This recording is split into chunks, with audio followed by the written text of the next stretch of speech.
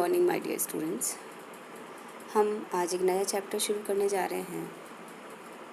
जिसका नाम है accounts of companies in liquidation. Partnership में भी आपने लिक्विडेशन नहीं सुन के वहाँ पे डिसोल्यूशन ऑफ पार्टनरशिप पढ़ा था,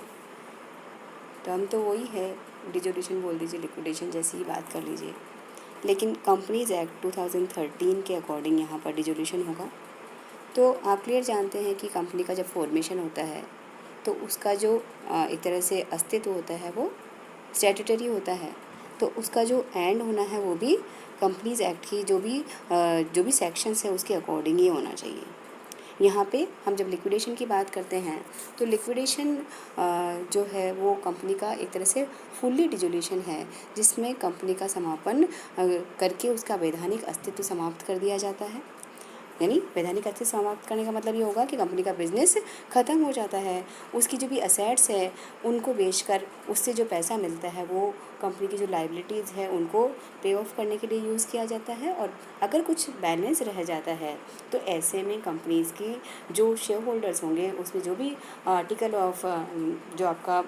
एसोसिएशन है उसकी जो भी अरेंजमेंट्स होंगे, उसमें गिवन जो भी सिचुएशंस होगी उसके अकॉर्डिंग उसका पेमेंट कर दिया जाएगा।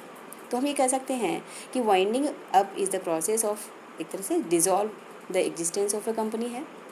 तो जब तक कंपनी डिज़ोल्व नहीं होती है, ये जो प्रोसेस रहता है इसको कहा जाता है कि the company is in the state of liquidation. Clear है? तो लिक्विडेशन का मीनिंग क्लियर हो गया कि कंपनी जब तक फुल्ली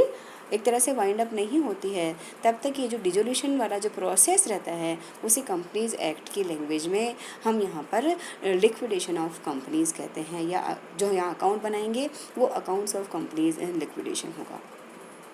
कैसे लिक्विडेशन होगा, कंपनी का समापन कैसे कैसे हो सकता है, अब इस पर आ जाते हैं। यानी मेथड्स कह दीजिए या modes of winding up of A company कह दीजिए। तो कंपनीज एक्ट का सेक्शन 270 इस पर लागू होता है, और कंपनीज एक्ट का 278 सेक्शन ये कहता है कि किसी भी कंपनी का जो वाइंडिंग अप है वो दो प्रकार से हो सकता है, उसके 2 टाइप्स हो सकते हैं। पहला हो सकता है जिसे कहा जाएगा winding up by the tribunal, या जिसे कह दीजिए एक तरह से न्यायालय द्वारा समापन, जिसे कंपलसरी वाइंडिंग अप भी कहा जाता है। और दूसरा होता है वॉलंटरी वाइंड अप, ऐच्छिक समापन कहा जाएगा। पहले जान लेते हैं कि कंपलसरी वाइंडिंग अप क्या है। तो कंपलसरी वाइंडिंग अप तब होता है जब सर्कमस्टांसेज ऐसी बन जाती है जिसमें ट्रिब्यूनल की हेल्प लेकर सेक्शन 271 के अकॉर्डिंग कंपनी का समापन किया जाता है। सेक्शन 271 ये कहता है कि अगर कोई भी कंपनी अपने ऋण यानी लाइबिलिटीज़ का पेमेंट करने में अगर इनकेपेबल होती है, यानी दायित्व है कंपनी के पास, और कंपनी जैसे सपोज कीजिए कंपनी का कोई ऋणदाता है जो जिसने हमें लोन दिया है, वो कंपनी से 1 लाख रुपए से ज़्यादा पैसा मांगता है, और वो जो ऋण उसका है उसको मांग करता है, वो चाहे रजिस्टर्ड डाक के द्वारा या अन्य प्रकार से करता है, और कंपनी ड्यू होने के बाद भी 21 डेज़ के अंदर न तो उसको पेमेंट करती है या उसके लिए कोई अदर मोड डिसाइड नहीं करती है, तो वो जाकर ट्रिब्यूनल के थ्रू कंपनी का वाइंडिंग अप का कह सकता है। इसी तरह से कंपनी को किसी भी ऋणदाता के पास अगर डिक्री मिल गई है कोर्ट के थ्रू और वो उसके पेमेंट करने के लिए कंपनी कैपेबल नहीं है, या अगर जो ट्रिब्यूनल है वो सोचता है कि कंपनी अपने ऋणों का भुगतान करने में असमर्थ है, ठीक है, तो या फिर कंपनी अगर स्पेशल रेजोल्यूशन पास कर लेती है कि कंपनी का समापन ट्रिब्यूनल के द्वारा हो जाना चाहिए, तो ऐसी बहुत सारी परिस्थितियां और भी हो जाएगा। जैसे हम ये कह सकते हैं कि कई बार कंपनी का बिजनेस ही ऐसा हो रहा है जो हमारी कंट्री की जो एकता है, सुरक्षा है, उसके लिए वो यूज़फुल, मतलब वो एक तरह से रिवर्स इफेक्ट डालने वाला है, तो ऐसे में भी ऐसी कंपनी का वाइंडिंग अप किया जा सकता है। या वाइंडिंग अप करने के लिए हम ये कह सकते हैं कि कंपनी जो है वो सेक्शन 19 के अकॉर्डिंग कंपनी का समापन का आदेश मिल गया है, जिसमें जो एक तरह से जो रुग्ण कंपनियां हैं उनके लिए उनके पुनरुत्थान का प्रोसेस उसके अंदर आता है। या एक स्पेशल बात और भी है कि कंपनी ने पिछले 5 ईयर्स का जो स्टेटमेंट ऑफ अफेयर है या जो उसकी एनुअल जो रिटर्न है वो कंपनी के रजिस्ट्रार के पास, कंपनी रजिस्ट्रार ऑफिस होता है उसके पास अगर कंपनी ने प्रस्तुत नहीं किया है, या न्यायालय ये महसूस करता है कि कंपनी का समापन करना वास्तव में ये अच्छा रहेगा, न्यायपूर्ण रहेगा, तो ऐसे में कंपनी का जो वाइंडिंग अप होता है उसे हम कहेंगे कंपलसरी वाइंडिंग अप।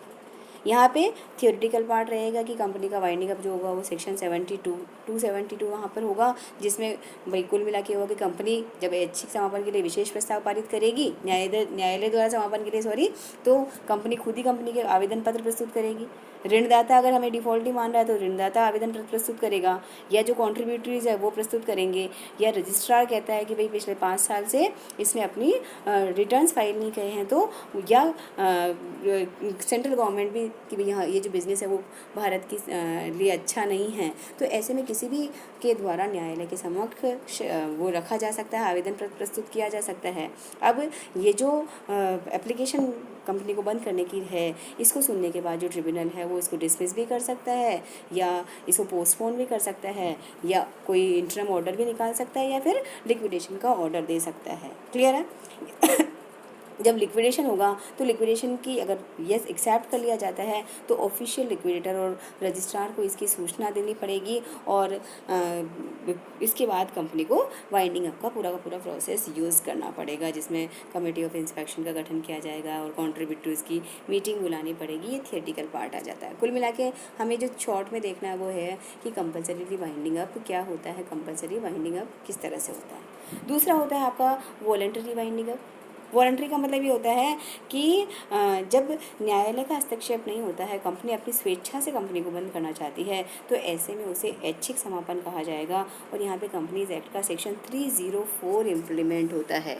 सपोज कीजिए कंपनी जब एस्टेब्लिश हुई थी, कंपनी का जब आर्टिकल ऑफ एसोसिएशन था, उसमें ही कंपनी ने ये कह दिया कि सपोज कीजिए कंपनी हम बनाई 15 ईयर्स के लिए रहे हैं, और अगर वो 15 ईयर्स पूरे हो जाते हैं तो ऐसे में वहाँ पे वो जो घटना घटित हो गई है तो साधारण सभा में प्रस्ताव पारित करके कंपनी को समाप्त किया जा सकता है। ठीक है, या कंपनी एक विशेष प्रस्ताव पारित कर देगी, भाई अब कंपनी को हम बंद करना चाहते हैं, ऐच्छिक समापन कर दिया जाए, तो इस तरह से ऐच्छिक समापन होता है। अब ये जो ऐच्छिक समापन होता है इसमें 2 तरह से ऐच्छिक समापन हो सकता है, 2 टाइप्स हो सकते हैं ऐच्छिक समापन के। वॉलंटरी में